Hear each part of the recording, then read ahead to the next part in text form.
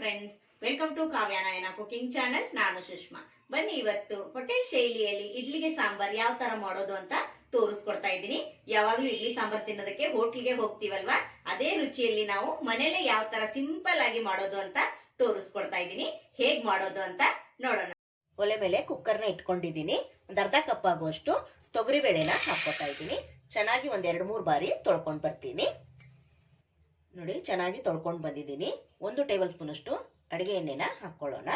ಹಾಗೆ ಇಲ್ಲಿ ಅರಿಶಿನ ಪುಡಿ ಕೂಡ ಒಂದು ಅರ್ಧ ಸ್ಪೂನ್ ಅಷ್ಟು ಸೇರಿಸ್ಕೊಂಡು ಈಗ 2ರಿಂದ 2.25 ಕಪ್ ಅಷ್ಟು ನೀರನ್ನ ಸೇರಿಸ್ಕೊಳ್ಳೋಣ.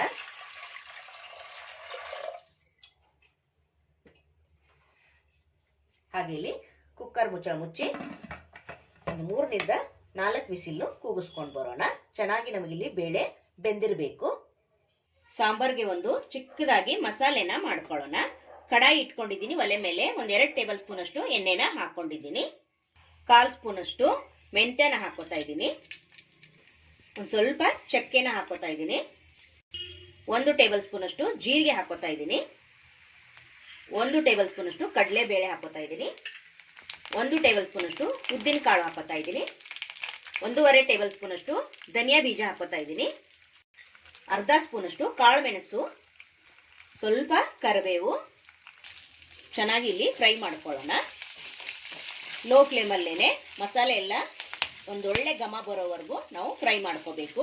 ಇಡ್ಲಿ ಸಾಂಬಾರ್ಗೆ ಈ ತರ ಮಸಾಲೆನ ಫ್ರೈ ಮಾಡಿ ಪುಡಿ ಮಾಡಿ ನಾವು ಸಪ್ರೇಟ್ ಆಗಿ ಎತ್ತಿಟ್ಕೊಂಡ್ರೆ ನಾವು ಯಾವಾಗ ಇಡ್ಲಿ ಮಾಡ್ತೀವಿ ನೋಡಿ, ಆವಾಗ ಈ ಸಾಂಬಾರ್ನ ಮಸಾಲೆ ಉಪಯೋಗಿಸ್ಕೊಂಡು ನಾವು ಮಾಡ್ಕೋಬಹುದು. ನೀವು ತುಂಬಾ ಚೆನ್ನಾಗಿರುತ್ತೆ ಫ್ರೆಂಡ್ಸ್. ಸ್ವಲ್ಪ ಹಿಂಗಿನ ಪುಡಿನ ಹಾಕೊಳ್ಳೋಣ. ಬ್ಯಾಡಗಿ ಒಂದು 5 ಮೆಣಸಿನ್ಕಾಯಿನ ಹಾಕೋತಾ ಇದ್ದೀನಿ. ಒಂದು 5 ಖಾರದ ಮೆಣಸಿನ್ಕಾಯಿ. ಈಗ ಮತ್ತೆ ಚೆನ್ನಾಗಿ ನಾವು ಲೋ ಫ್ಲೇಮಲ್ಲೇನೆ ಹುರ್ಕೋಬೇಕು. ಒಂದೊಳ್ಳೆ ಪರಿಮಳ ಬರೋವರೆಗೂ ನಾವು ಈ ಮಸಾಲೆನ ಹುರ್ಕೊಂಡು ಪುಡಿ ಮಾಡಿದ್ರೆ ನಾವು ಯಾವಾಗೆಲ್ಲ ನಾವು ಇಡ್ಲಿ ಮಾಡ್ಕೊಂತೀವಿ ನೋಡಿ, ಆವಾಗ ನಾವು ಈ ಪುಡಿನ ಬಳಸಿ ನಾವು ಇಡ್ಲಿಗೆ ಸಾಂಬಾರನ್ನ ಮಾಡ್ಕೋಬಹುದು. ತುಂಬಾ ಅಂದ್ರೆ ತುಂಬಾ ಚೆನ್ನಾಗಿರುತ್ತೆ. ಒಂದ್ಸತಿ ಟ್ರೈ ಮಾಡಿದ್ರೆ ನಿಮಗೂ ಕೂಡ ಗೊತ್ತಾಗುತ್ತೆ ಫ್ರೆಂಡ್ಸ್. ಯಾವಾಗಲೂ ಹೋಟ್ಲಲ್ಲೇನೆ ಇಡ್ಲಿ ಸಾಂಬಾರ್ ತಿಂದಿರ್ತೀರಾ, ಅದೇ ಟೇಸ್ಟ್ ಅಲ್ಲೇನೆ ಇವತ್ತು ಮನೆಯಲ್ಲೇ ನಾನು ಇಡ್ಲಿಯಲ್ಲಿ ಸಾಂಬಾರ್ ಯಾವ ತರ ಮಾಡೋದು ಅಂತ ತೋರಿಸ್ಕೊಡ್ತಾ ಇದ್ದೀನಿ. ಹೊಸಬ್ರು ಯಾರಾದ್ರೂ ವಿಡಿಯೋ ನೋಡ್ತಾ ಇದ್ರೆ ಪ್ಲೀಸ್ ಸಬ್ಸ್ಕ್ರೈಬ್ ಮಾಡ್ಕೊಂಡು ನೋಡಿ. ವಿಡಿಯೋನ ಇಲ್ಲೂ ಕೂಡ ಸ್ಕಿಪ್ ಮಾಡಬೇಡಿ, ಪೂರ್ತಿಯಾಗಿ ವಿಡಿಯೋ ನೋಡಿ ಸಪೋರ್ಟ್ ಮಾಡಿ. ನಮ್ಮ ವಿಡಿಯೋಗಳು ನಿಮ್ಗೆ ಏನಾದರೂ ಯೂಸ್ಫುಲ್ ಆದ್ರೆ ನಿಮ್ಮ ಫ್ಯಾಮಿಲಿ ಫ್ರೆಂಡ್ಸ್ಗೆಲ್ಲ ಶೇರ್ ಮಾಡಿ. ಆದಷ್ಟು ನಾನು ಸಿಂಪಲ್ ಆಗಿ ರೆಸಿಪೀಸ್ನ ತೋರಿಸ್ಕೊಡ್ತಾ ಇರ್ತೀನಿ. ನೋಡಿ, ಇಷ್ಟು ಗರಿಗರಿಯಾಗಿ ಫ್ರೈ ಮಾಡಿದ್ರೆ ಸಾಕು. ಒಂದೊಳ್ಳೆ ಪರಿಮಳ ಬರ್ತಾ ಇದೆ. ಈಗ ಒಲೆನ ಆಫ್ ಮಾಡ್ಕೊಂಡಿದ್ದೀನಿ. ಇದನ್ನ ತಣ್ಣಗಾಗೋದಕ್ಕೆ ಬಿಡೋಣ. ತಣ್ಣಗಾದ್ಮೇಲೆ ನಾವು ಮಿಕ್ಸಿಲಿ ಹಾಕಿ ಪುಡಿ ಮಾಡ್ಕೊಂಡು ಬರಬೇಕು. ನೋಡಿ, ತೊಗರಿಬೇಳೆ ಕೂಡ ಸಾಫ್ಟ್ ಆಗಿ ನೋಡಿ ಎಷ್ಟು ಚೆನ್ನಾಗಿ ಬೆಂದಿದೆ ಅಲ್ವಾ, ನೋಡ್ತಾ ಇದ್ದೀರಾ. ಒಂದು 3ರಿಂದ 4 ವಿಸಿಲ್ ಕೂಗಿಸ್ಕೊಂಡಿದ್ದೀನಿ. ಈ ತರ ಸಾಫ್ಟ್ ಆಗಿ ಬೇಳೆ ಬೆಂದಿರಬೇಕು.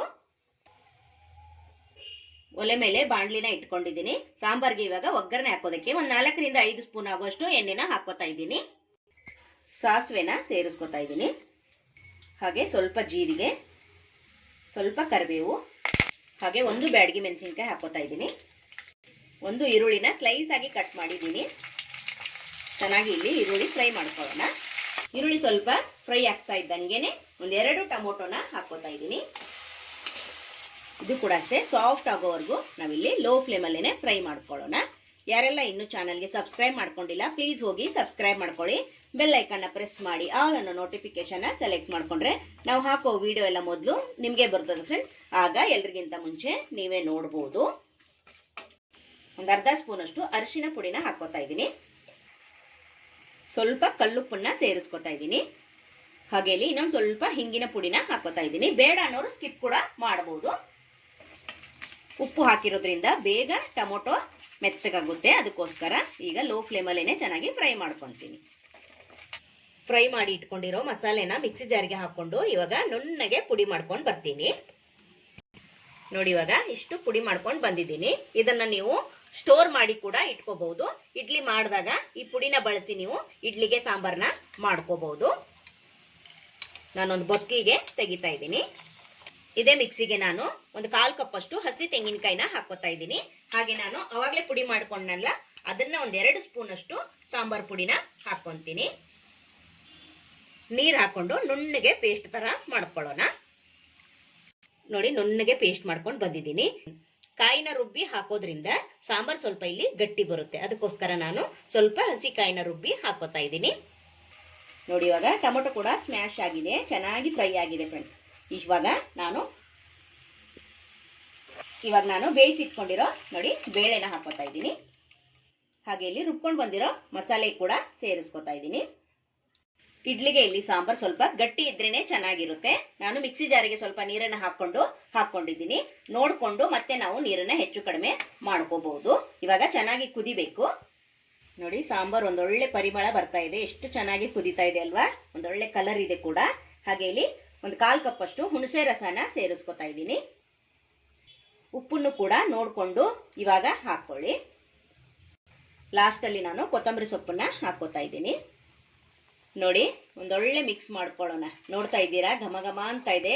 ಸಾಂಬಾರ್ ಕೂಡ ತುಂಬಾ ಚೆನ್ನಾಗಿ ಕಾಣಿಸ್ತಾ ಇದೆ. ಟೇಸ್ಟು ಕೂಡ ಅಷ್ಟೇ ಚೆನ್ನಾಗಿದೆ ಫ್ರೆಂಡ್ಸ್. ಇಡ್ಲಿ ಮಾಡಿದಾಗ ಮರೆಯದೇನೆ ಈ ಸಾಂಬಾರ್ನ ನೀವು ಮಾಡ್ಕೊಳ್ಳಿ ಫ್ರೆಂಡ್ಸ್. ತುಂಬಾ ಅಂದ್ರೆ ತುಂಬಾ ರುಚಿಯಾಗಿದೆ. ಬನ್ನಿ ಇವಾಗ ಸರ್ವ್ ಮಾಡ್ಕೊಳ್ಳೋಣ. ನೋಡಿ ಫ್ರೆಂಡ್ಸ್, ಇಡ್ಲಿನೂ ರೆಡಿ ಇದೆ, ಹಾಗೆ ಚಟ್ನಿ ಕೂಡ ರೆಡಿ ಇದೆ ಫ್ರೆಂಡ್ಸ್. ಸಾಂಬಾರ್ ಕೂಡ ವಾವ್ ಸೂಪರ್ ಪರಿಮಳ ಅಂತಿ ಘಮ ಘಮ ಅಂತ ಇದೆ ಫ್ರೆಂಡ್ಸ್. ಸಖತ್ತಾಗಿ ಬರ್ತಾ ಇದೆ. ನಾವು ಹೋಟ್ಲಲ್ಲಿ ತಿಂತಾ ಇದೀವೇನೋ ಅನಿಸ್ತಾ ಇದೆ, ಅಷ್ಟು ರುಚಿಯಾಗಿ ಸಾಂಬಾರ್ ರೆಡಿ ಆಯ್ತು ಫ್ರೆಂಡ್ಸ್. ನೋಡಿದ್ರಲ್ಲ ಯಾವ ತರ ಮಾಡಿದ್ನಂತ. ನಿಮ್ಗೆ ಇಷ್ಟ ಆಗಿದೆ ಅಂತ ಭಾವಿಸ್ತೀನಿ.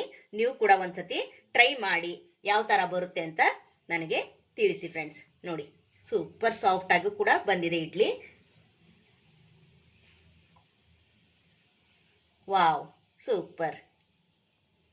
ಈ ವಿಡಿಯೋ ನಿಮ್ಗೆ ಇಷ್ಟ ಆಗಿದೆ ಅಂತ ಭಾವಿಸ್ತೀನಿ. ನಮ್ಮ ವಿಡಿಯೋ ನೋಡಿದ್ದಕ್ಕಾಗಿ ನಿಮ್ಮೆಲ್ಲರಿಗೂ ಧನ್ಯವಾದಗಳು. Thank you for watching. ನಮಸ್ಕಾರ ಫ್ರೆಂಡ್ಸ್.